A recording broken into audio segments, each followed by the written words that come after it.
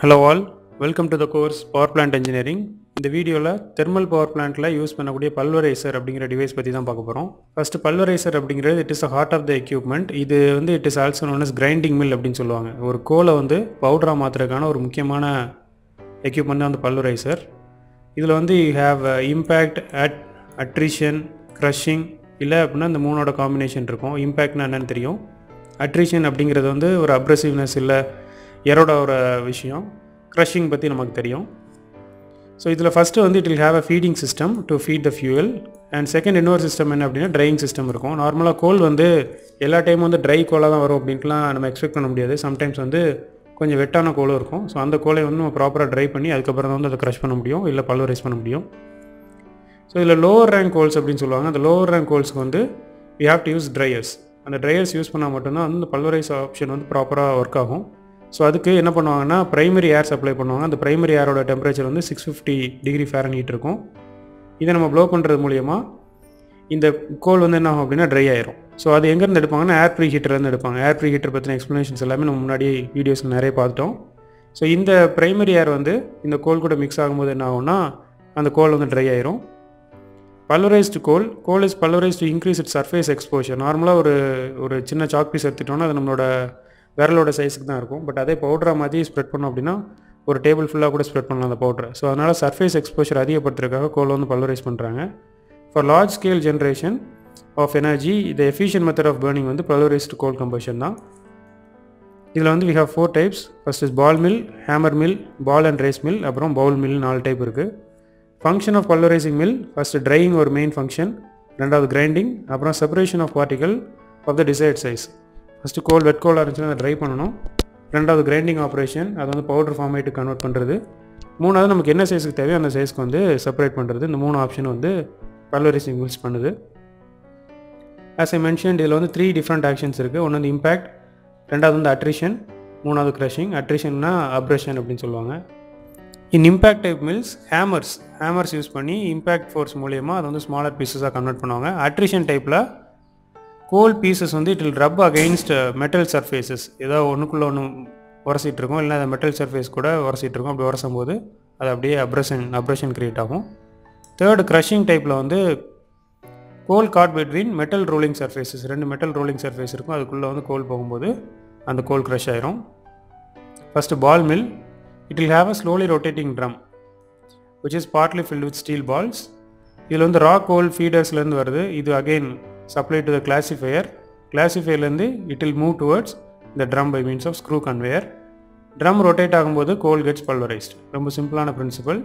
இதில் it will also have some hot air and you can see the schematic representation of ball mill. so raw coal feed பண்ணுற இந்த வழியாக feet பண்ணுறாங்க. So இது இங்கே வருது. இதுக்குள்ளே will also supply hot primary air supply பண்ணுவோம். ஸோ இந்த ரெண்டும் இங்கே க்ரஷ் ஆனதுக்கப்புறம் என்ன ஆகும்னா இதெல்லாம் அப்படியே மேலே தூக்கிட்டு போகும். இங்கே will have classifiers. You can see some classifiers. இந்த கிளாசிஃபையர் என்ன பண்ணோம் அப்படின்னா இது it will have some directive changes. Direction change ஆகும்போது நமக்கு எந்த ஸ்பெசிஃபிக்கான பார்ட்டிகல் சைஸ் வேணுமோ அது மட்டும் மேலே போயிடும். அந்த பல்வரைஸ்டு கோல் மட்டும் மேலே போயிடும். பேலன்ஸ் நமக்கு அன்வான்ட் சைஸ் எல்லாம் திருப்பி அகைன் கீழே வந்துடும். ஸோ கீழே திருப்பி அகைன் இங்கே க்ரஷ் ஆகும். க்ரஷ் ஆகிட்டு திருப்பி அகைன் மேலே கொண்டு போயிடும். So this is how the process will operate. இதில் ஸ்ப்ரிங்ஸ் இருக்குது, அப்புறம் கிரைண்டிங் எலமெண்ட்ஸ் நம்ம சொன்ன பால்ஸ் இருக்கும், அப்புறம் கியர்ஸ், வார்ம்ஸ், இந்த மாதிரி டிவைசஸ் எல்லாமே இருக்குது. ஸோ சொன்ன எக்ஸ்ப்ளனேஷன் தான் powder coal is picked up by air and coal air mixture that enters the classifier.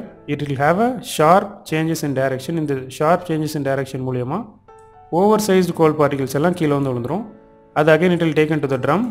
Again அது இந்த ப்ராசஸ் ரீசர்க்குலேட் ஆகிட்டு இருக்கும். Ball and race mill. So coal passes between the rotating elements again and again until it has been pulverized to desired degree of fineness. Coal is crushed between 2 moving surfaces, namely balls and races. The upper stationary race and lower rotating race driven by a worm and gear holds the balls between them. So இதில் raw coal supplied falls on the inner surface of the race. உள்ளே போய் உளுந்ததுக்கப்புறம் அந்த balls உள்ள rotate ஆகிட்டு இருக்கு. So இது மூலியமாக டோட்டலாக அந்த கோல் ஃபுல்லாக க்ரஷ் ஆகி பவுடரைஸ் ஆகுது. So same explanation. The moving balls and races catch coal between them to crush it into a powder. இதில் necessary force needed for crushing is applied by the help of spring. நம்ம spring action மூலயமா நமக்கு எவ்வளோ crushing force தேவையோ அதை நம்ம கொடுத்துக்கலாம்.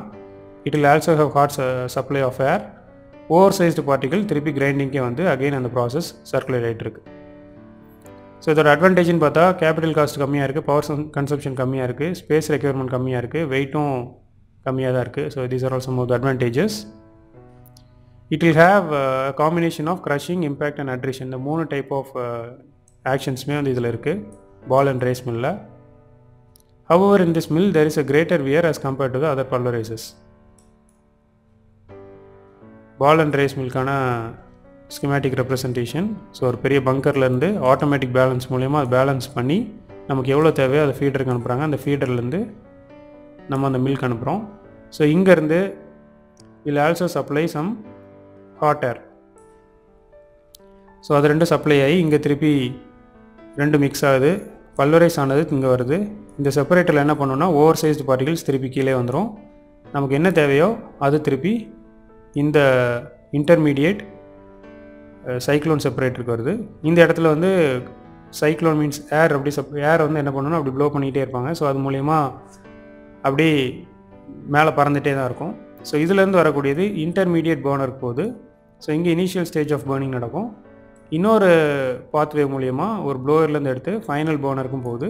So இந்த இன்டர்மீடியேட்டில் எரிஞ்ச அந்த கேஸு திருப்பி again it will be taken to the burner. So இப்போ இந்த 2 இடத்துல மிக்ஸ் ஆகி கம்ப்ளீட் கம்பஷன் இங்கே வந்து நடந்து முடிஞ்சிடும்.